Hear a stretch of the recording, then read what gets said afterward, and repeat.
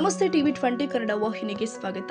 ಮಣ್ಣಿನ ಸವಿತ ತಡೆಗಟ್ಟಲು ಜೀವ ವೈವಿಧ್ಯತೆಯನ್ನ ಕಾಪಾಡಲು ಹಾಗೂ ಹವಾಮಾನ ಸಮತೋಲನಕ್ಕಾಗಿ ಅರಣ್ಯ ಸಂರಕ್ಷಣೆ ಅಗತ್ಯವಾಗಿದೆ ಅಂತ ಲಿಂಗಸಗೂರು ವಲಯ ಅರಣ್ಯ ಇಲಾಖೆ ಅಧಿಕಾರಿ ಸುಭಾಷ್ ಚಂದ್ರ ನಾಯ್ಕ ಹೇಳಿದ್ದಾರೆ.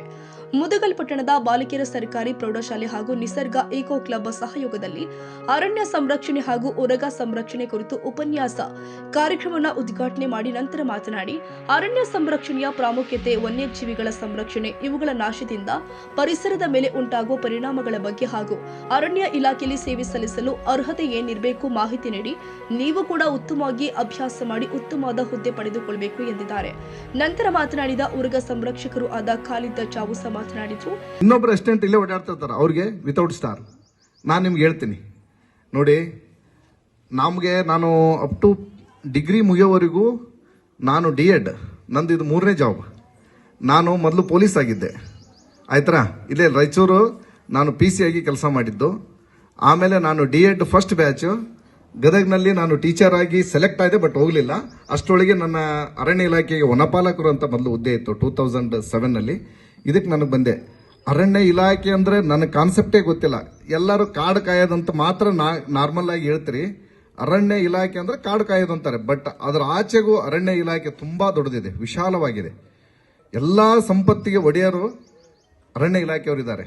ಬಟ್ ಏನಂತಂದ್ರೆ ಯಾರಿಗೂ ಅದರ ತಿಳುವಳಿಕೆ ಇರೋದಕ್ಕಿಂತ ತಿಳಿಸೋರು ಯಾರಿಲ್ಲ ಅನ್ನಂಗಾಗಿದ್ದಾರೆ.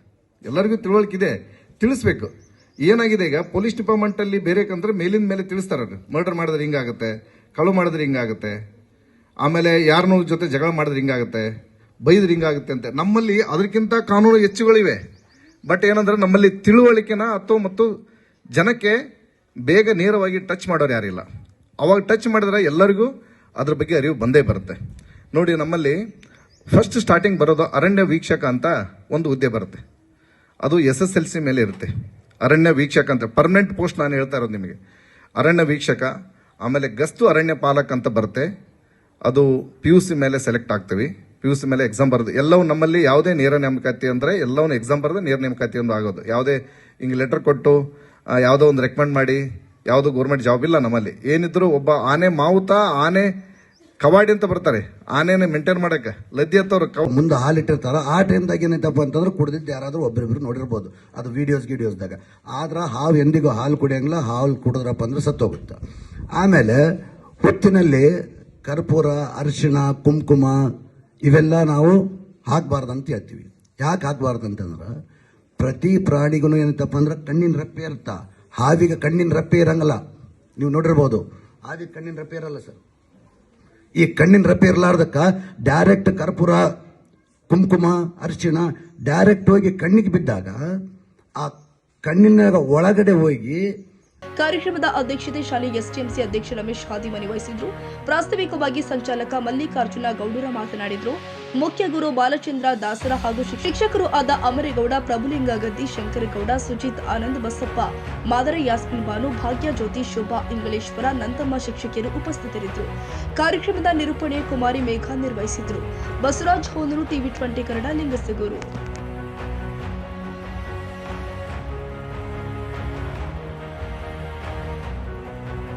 ಕನ್ನಡಿಗರ ಮೆಚ್ಚಿನ ನಿಮ್ಮ ಟಿವಿ 20 ಕನ್ನಡ ವಾಹಿನಿ ಇದೀಗ ಟಿವಿಯಲ್ಲಿ ಲಭ್ಯ. ಕರ್ನಾಟಕ ಮತ್ತು ದೇಶ ವಿದೇಶದ 360 ಡಿಗ್ರಿ ಸುದ್ದಿ ವಿವರವನ್ನ ಪಡೆಯುವುದಕ್ಕೆ ಟಿವಿ 20 ವಾಹಿನಿಯನ್ನು ಲೈಕ್ ಮಾಡಿ, ವಿಡಿಯೋಗಳನ್ನು ಶೇರ್ ಮಾಡಿ, ಕಮೆಂಟ್ ಮಾಡಿ, ಸಬ್ಸ್ಕ್ರೈಬ್ ಮಾಡಿ. HCN ಕೇಬಲ್ 842 ನಂಬರ್ನಲ್ಲಿ ಹುಕ್ಕೇರಿ ತಾಲೂಕು ಹಾಗೂ ಸಂಕೇಶ್ವರದ ಸುತ್ತಮುತ್ತಲಿನ ಹಳ್ಳಿಗಳಲ್ಲಿ ಲಭ್ಯ. PCN ಕೇಬಲ್ 129 ನಂಬರ್ನಲ್ಲಿ ಹಾರುಗೆರೆ ಸುತ್ತಮುತ್ತಲಿನ ಹಳ್ಳಿಗಳಲ್ಲಿ ಲಭ್ಯ. ರಾಯಬಾಗ್ ಡಿಜಿಟಲ್ ಚಾನೆಲ್ ಕೇಬಲ್ 80ನೇ ನಂಬರ್ನಲ್ಲಿ ರಾಯಬಾಗ ತಾಲೂಕಿನ ಸುತ್ತಮುತ್ತಲಿನ ಹಳ್ಳಿಗಳಲ್ಲಿ ಲಭ್ಯ. UDCN ಕೇಬಲ್ ನೆಟ್ವರ್ಕ್ ಉಗಾರ ಸುತ್ತಮುತ್ತಲಿನ ಹಳ್ಳಿಗಳಲ್ಲಿ ನಿಮ್ಮ ಟಿವಿ 20 ಕನ್ನಡ ವಾಹಿನಿಯೂ ಲಭ್ಯ.